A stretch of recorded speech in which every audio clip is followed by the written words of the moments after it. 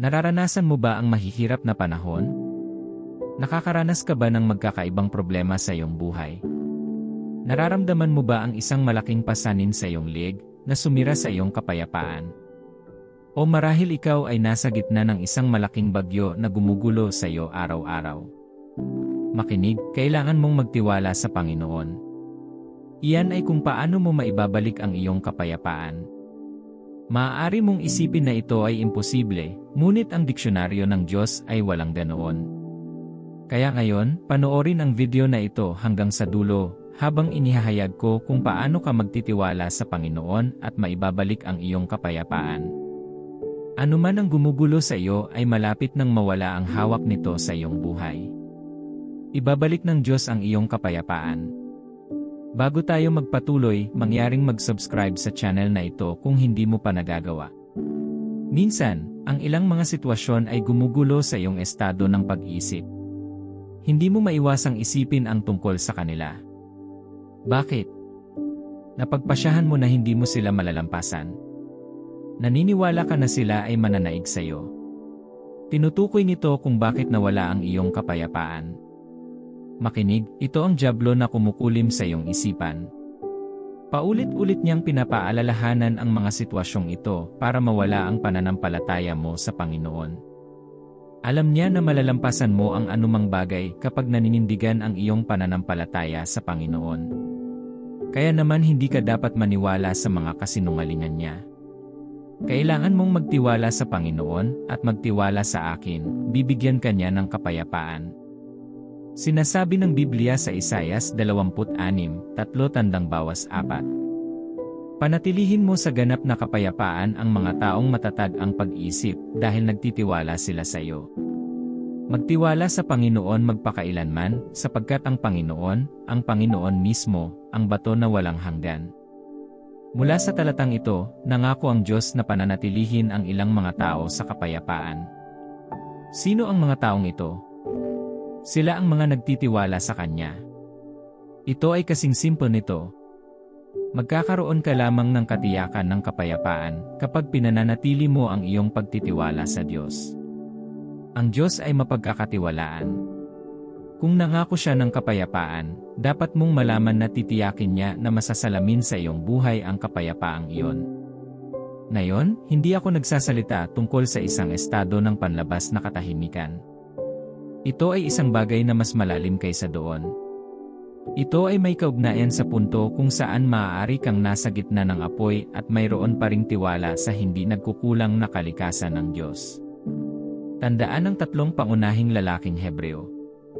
Nagkaroon sila ng kapayapaan ng pagbabanta ni Nabucodonosor na itatapon sila sa apoy. Kahit na 7 beses niyang pinalakas ang tindi ng apoy, hindi pa rin nawawala ang kapayapaan sa kanila. Ito ang uri ng kapayapaang ipinangako sa iyo ng Diyos.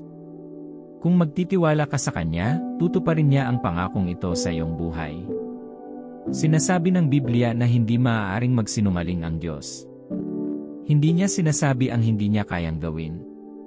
Sinusuportahan ng Kanyang integridad ang anumang sinasabi niya. Maaaring lumipas ang langit at lupa, ngunit walang bahagi ng salita ng Diyos ang mapupunta nang hindi natutupad ang layunin nito. Maaaring magtaka ka, kung ang Diyos ay nangako sa akin ng kapayapaan, bakit wala ako nito? Iyan ay dahil lamang sa pagkakaroon ng ipinangako ng Diyos sa iyo, ay nakasalalay sa iyong pagsang-ayon sa Kanyang mga tuntunin. Kabilang dito ang paggawa ng eksakto kung ano ang ipinagagawa niya sa iyo. At ano ang gusto niya sa iyo? Nais niyang magkaroon ka ng lubos na pagtitiwala sa Kanya. Ang pagtitiwala sa Diyos ay madali kapag ang mga bagay ay maayos at nasa iyo ang lahat ng iyong ninanais. Ngunit kapag naging mahirap ang mga bagay, nahihirapan kang magtiwala sa Diyos. Kapag hindi mo makita ang isang paraan sa iyong sitwasyon, ang pagtitiwala sa Diyos ay nagiging mahirap. Maaaring may sakit ang iyong anak ngayon. Sumuko na ang mga doktor sa kanya. Nilamon nito ang iyong kapayapaan ng isip. Hindi mo alam kung ano ang gagawin, at hindi mo mahanap ang anumang kahulugan sa pagtitiwala sa Diyos. Ang Diyos ay nakikipag-ugnayan sa iyo ngayon. Gusto niyang malaman mo na magiging maayos ang lahat.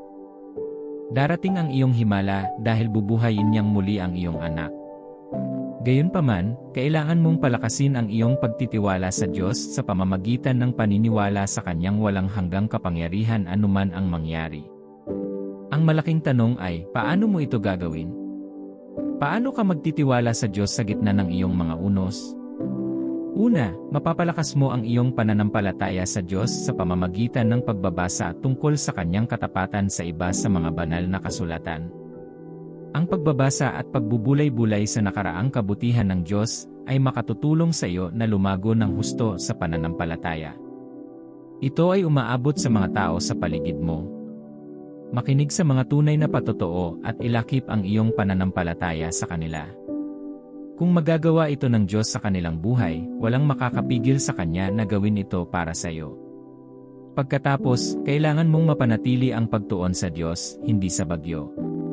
Kung ano ang iyong pinagtutuunan ng pansin, ay kung ano ang nakikita ng iyong isip. Kapag nakatuon ka sa mga problema at kahinaan, nakikita ng iyong isip na imposible ang mga ito. Ngunit kapag nakatuon ka sa Diyos, ang iyong mga hamon ay nagiging wala. Iyon ay dahil ang iyong mga mata ay nasa isang bagay na mas malaki kaysa sa kanila. Sinasabi ng Kawikaan 3:5 ×6. Magtiwala ka sa Panginoon ng buong puso at huwag manalig sa iyong sariling pangunawa. Sa lahat ng iyong mga lakad ay pasakop sa Kanya at Kanyang itutuwid ang iyong mga landas. Minamahal, kailangan mong magtiwala sa Diyos sa lahat ng sitwasyon. Kailangan mong magtiwala sa Kanya para sa malaki at maliliit na bagay. Nais ng Diyos na maging kasangkot sa bawat bahagi ng iyong buhay.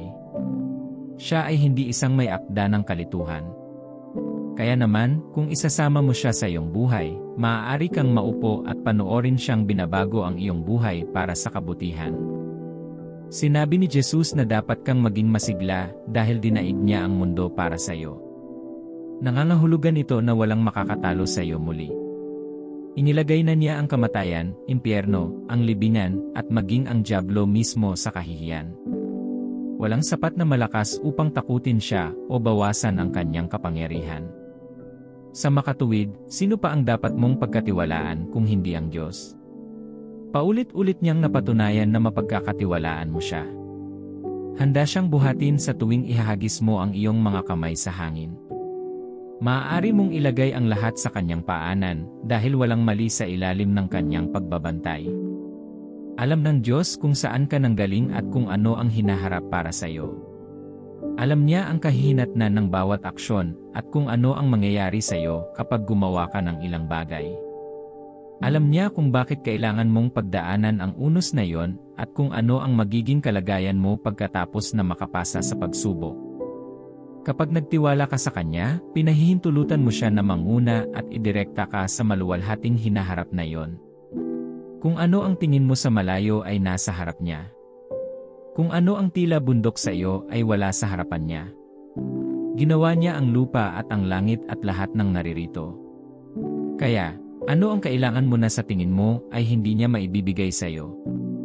Ano ang nagbibigay sa iyo ng mga gabing walang tulog? Ano ang nagpapahirap sa iyong buhay at puno ng kalungkutan? Maaaring lutasin ng Diyos ang bawat isa sa kanila ngayon, ngunit hindi niya ito magagawa kung hindi ka magtitiwala sa Kanya. Maaaring wala kang anumang bagay sa iyo ngayon at lubhang nangangailangan ng isang pambihirang tagumpay sa pananalapi. Kahit na mayroon kang pera, ang mga utang ay naghihintay na alisin ito at hindi ka man lang makakagawa ng mga posibleng plano para sa hinaharap. Makinig, nais ng Diyos na malaman mo na mayroon siya ng higit pa sa maaari mong hilingin. Kung mapagkakatiwalaan mo siya, babaguhin niya ang iyong katayuan sa pananalapi tulad ng ginawa niya para kay Jabez. Marahil ay pinlano mo na ang iyong kinabukasan kasama ang isang tao, ngunit bigla ka nitong pinalayas na nagpapahina sa iyong isip.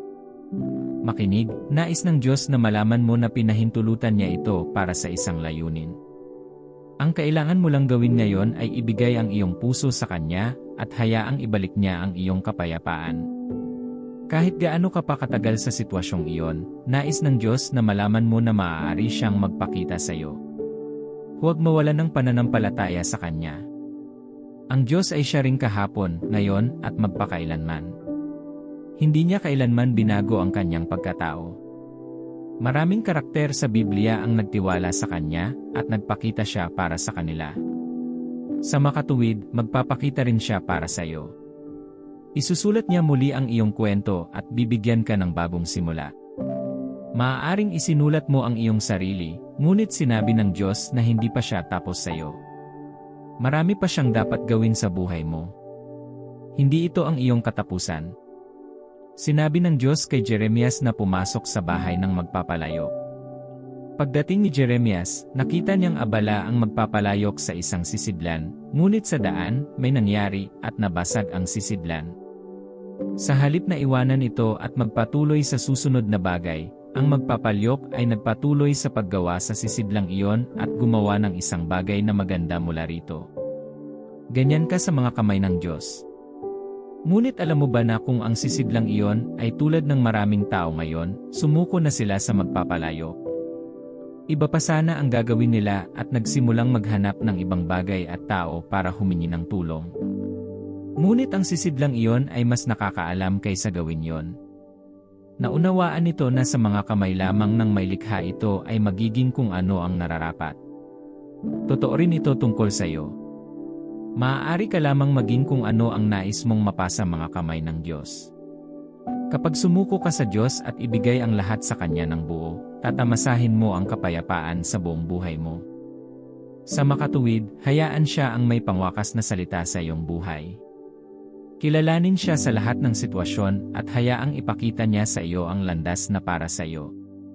Sinasabi ng Biblia sa Jeremias 20:11, sapagkat batid ko ang mga plano ko para sa inyo, sabi ng Panginoon, mga planong isulong kayo at hindi ipahamak, mga planong bigyan kayo ng pag-asa at kinabukasan. Hindi nalilito ang Diyos kung ano ang gusto niyang gawin sa iyong buhay. May plano na siya. Ang lahat ng ginagawa niya ay angkop sa iyo.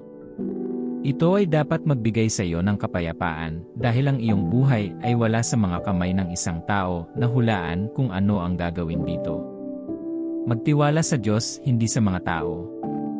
Huwag hayaan ang mga sitwasyon na magtulak sa iyo na maging mga puppet sa kanilang mga kamay.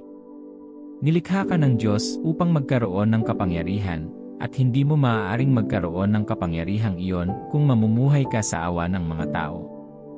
Humiwalay sa pagtingin sa mga tao bilang ang magdadala sa iyo mula sa mahihirap na sitwasyon.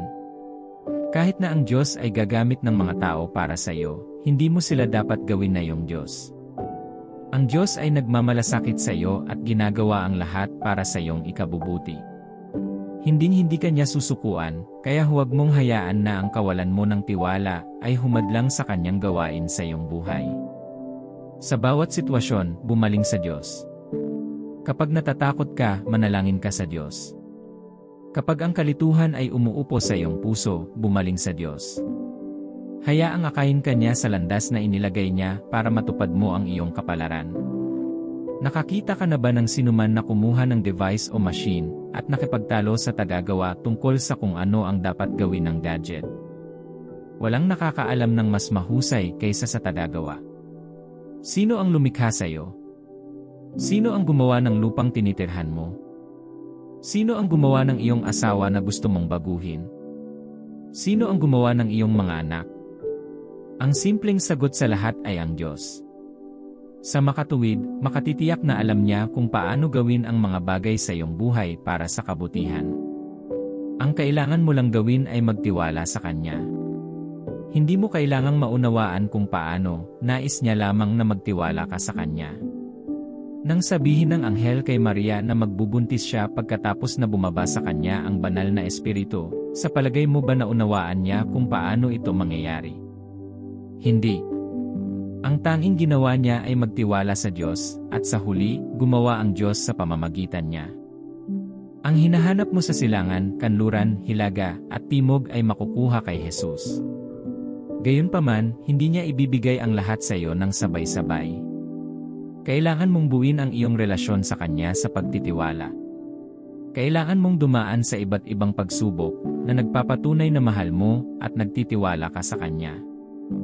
Dapat mong ipakita na hindi ka lang kasama niya dahil sa mga benepisyo. Kapag ang buhay ay tila madilim at malungkot, bumaling kay Jesus. Siya ang ilaw. Sinasabi ng Biblia na ang sinumang lumalakad na kasama niya ay hindi lalakad sa kadiliman.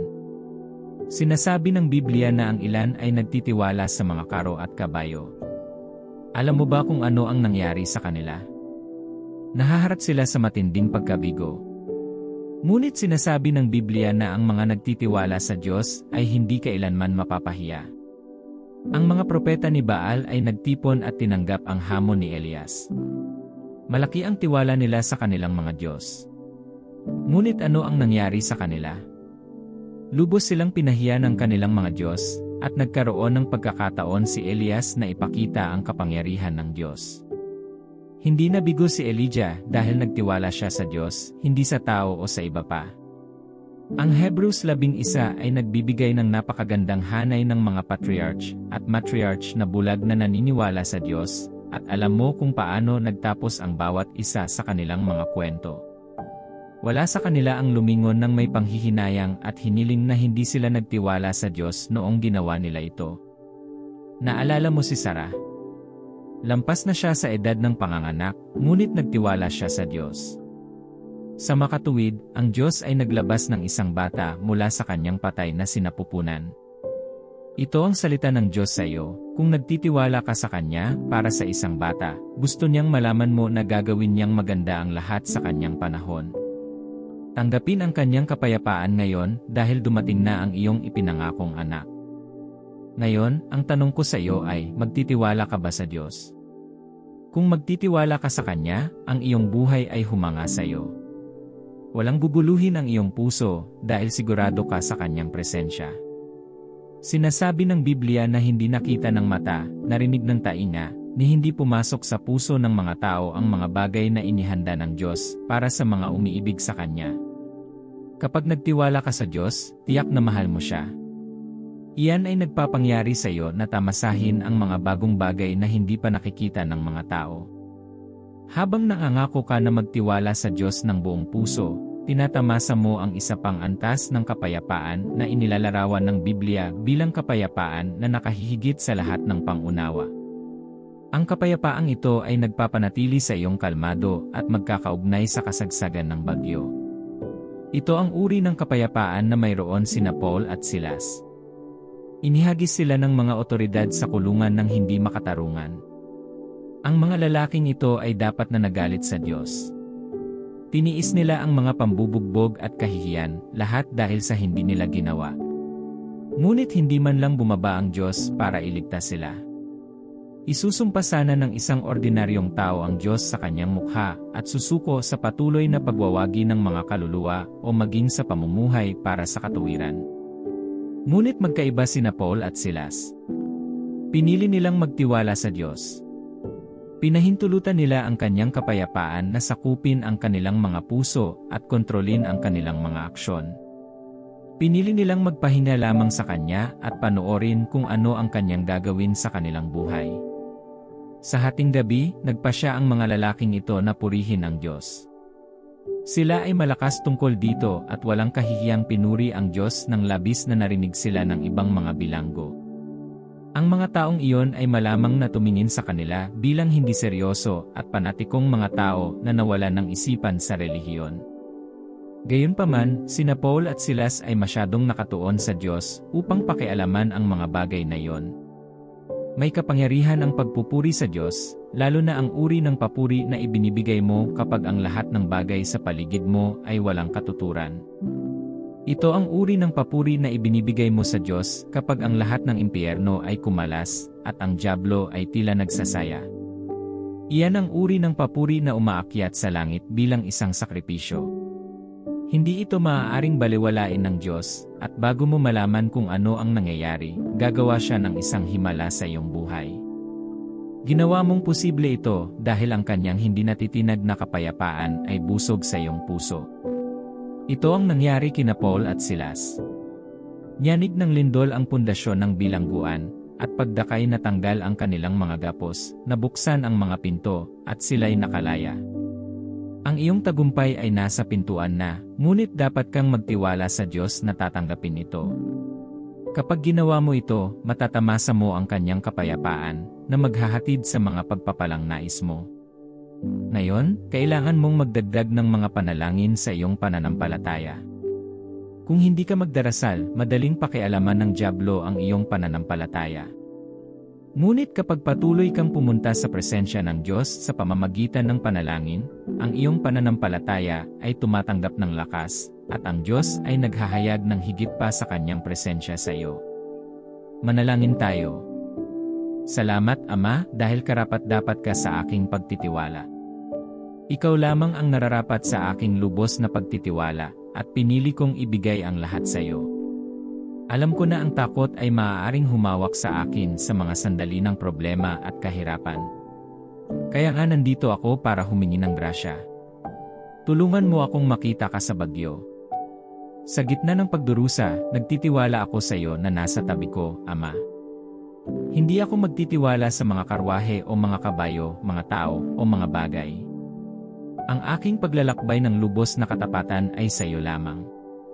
Tulungan mo akong ituon ang aking tingin kay Jesus. Habang naglalakad ako sa lambak ng anino ng kamatayan, ang maririnig ko lang ay mga salitang nakapapawi ng ginhawa mula sa iyo na nagpapakilos sa akin. Ama, palayasin mo ang diwa ng takot sa aking puso. Pinatahimik ko ang boses ng kalaban na nagbabanta na huminto ako sa pagtitiwala sa iyo. Tinatanggihan ko ang bawat negatibong mungkahi na gawin ang isang tao o mga bagay na walang buhay bilang aking tiwala. Dalangin ko na punuin mo ang aking puso ng kapayapaan habang nagtitiwala ako sa iyo. Punuin ang aking puso ng kagalakan at bigyan ako ng lakas upang magpatuloy. Bigyan mo ako ng biyayang malaman na mayroon kang magandang kinabukasan para sa akin. Ama, tulungan mo akong madama ang iyong ginhawa sa aking mga hamon. Bigyan mo ako ng pusong nagpupuri sa iyo kahit sa gitna ng unos. Basahin ang aking puso ng hindi natitinag na kapayapaan habang namumuhay ako ng pasasalamat sa iyo sa kabila ng lahat ng dumarating sa akin. Ama, ang mga hamon ay hindi magbabanta sa aking pananampalataya. Hindi ako itutulak ng oposisyon palayo sa lubos na pagtitiwala at pag-asa sa iyo. Alam kong kaya mong ipaglaban ang mga laban ko para sa akin. Alam kong walang masyadong mahirap para sa iyo na gawin. Alam ko na ang tila bundok ay wala sa harapan mo. Kaya, dinadala ko silang lahat sa iyo, inilalagay ko silang lahat sa iyong paanan, at hinihiling na iyong pumalit. Nais kong ibalik mo ang aking buhay para sa kabutihan. Magdala ng patotoo mula sa aking mga pagsubok na magpapasimula sa iba na magtiwala at sumunod sa iyo. Salamat, Ama, dahil alam kong dininig at sinagot mo ang aking mga panalangin. Sa pangalan ni Jesus, nanalangin ako. Amen. Kung ang mensaheng ito ay nakaantig sa iyong puso, mangyaring pindutin ang like button. Para sa higit pang mga mensaheng puno ng Espiritu, tandaan na mag-subscribe sa channel na ito. See you sa susunod na video. Pagpalain ka ng Diyos.